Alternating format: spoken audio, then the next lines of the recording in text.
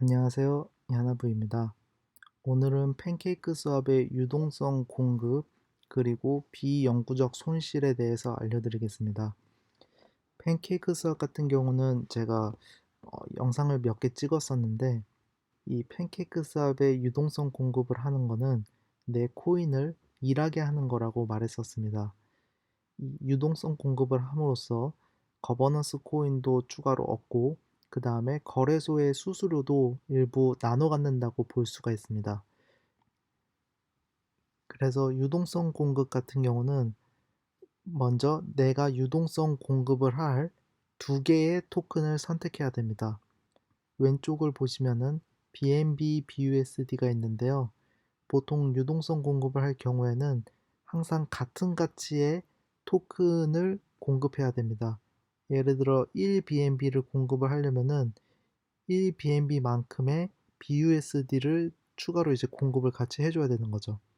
오른쪽을 보시면은 USDT BUSD면은 1000달러치 USDT를 공급하려면은 1000달러치의 BUSD를 같이 공급을 하는 거죠.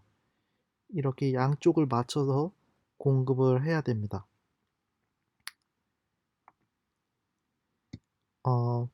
그리고 이제 유동성 공급을 할 때 아래 보시면은 share of pool이라고 되어 있는데 예를 들어 제가 200개 BNB를 공급을 한다고 했을 때 전체 풀에서 저의 지분이 0.03%가 된다는 의미입니다.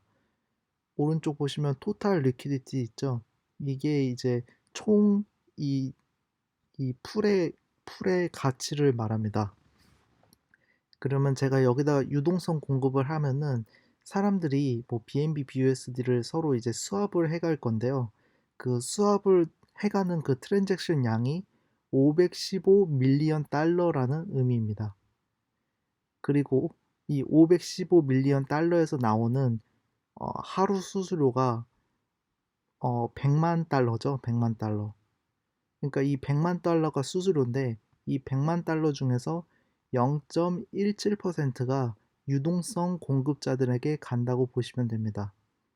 그러면은 제가 만약에 200 BNB 그리고 12,000불 정도를 유동성 공급을 하면은 저에게 오는 수익은 하루에 100만 불 곱하기 0.03% 곱하기 0.17%를 하면은 이게 저의 수익이 되는 겁니다.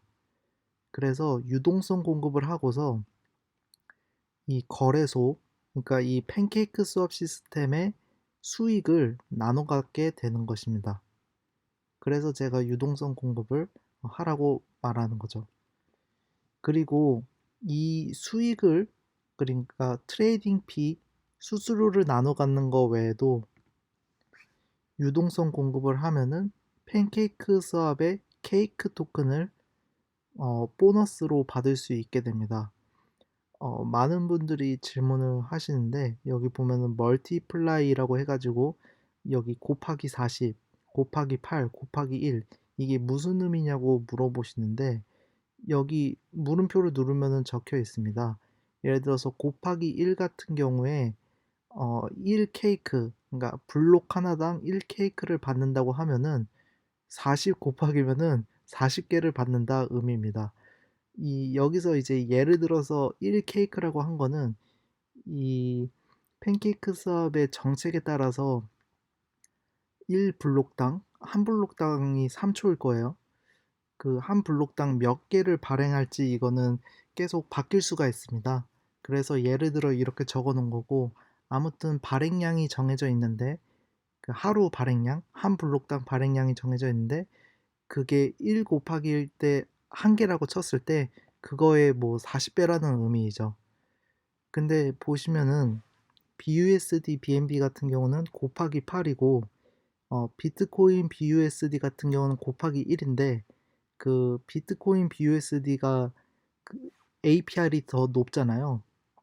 그 이유는 뭐냐면은 멀티플라이어가 곱하기 8인데 이 총 나오는 케이크를 리퀴디티를 보시면은 이 유동성 공급한 사람들이 나눠 갖는 것입니다.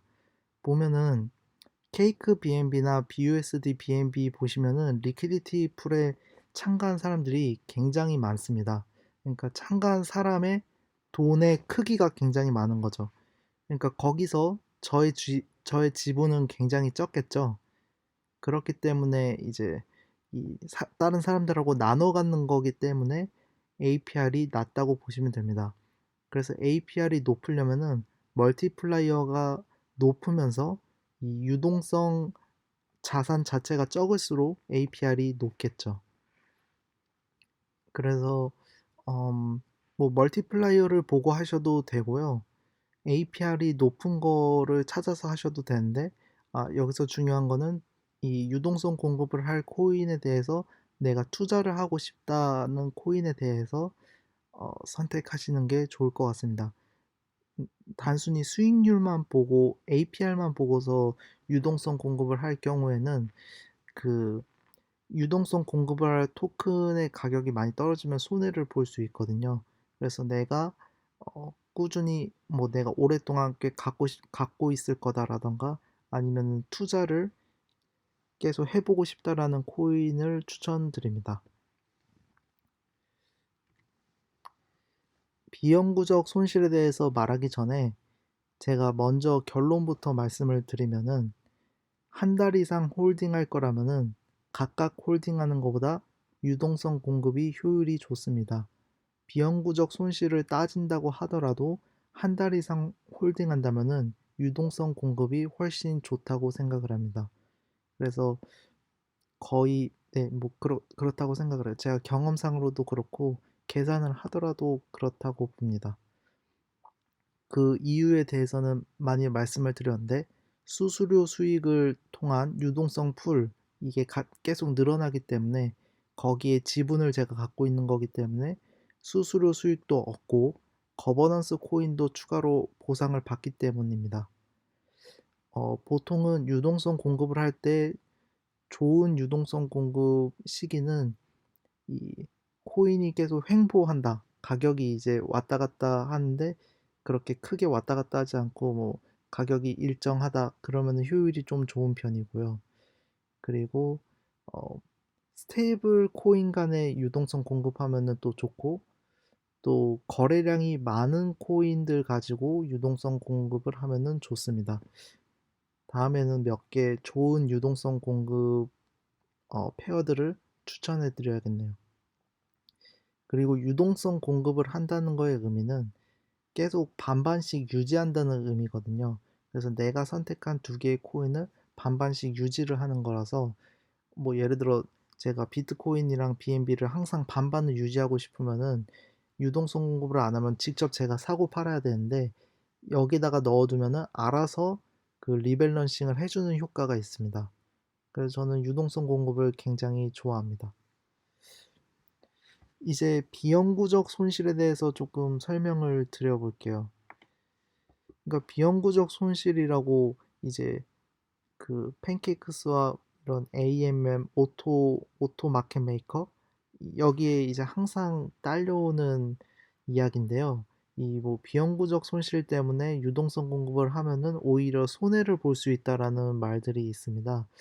이게 무슨 의미냐면은 이런 의미예요. 각각 홀딩하는 것이 유동성 공급하는 것보다 나을 수가 있다. 유동성 공급을 했더니 손해를 보는 경우가 있다. 그런 의미입니다. 그래서 이거는 비영구적 손실이라고 말을 하면서 이제 손해를 볼 수 있다고 하는데요. 이게 틀리냐 맞냐라고 하면은 네, 단기간 유동성 공급을 했을 때는 손해를 볼 수가 있습니다. 제가 예를 들어서 좀 설명을 드릴게요.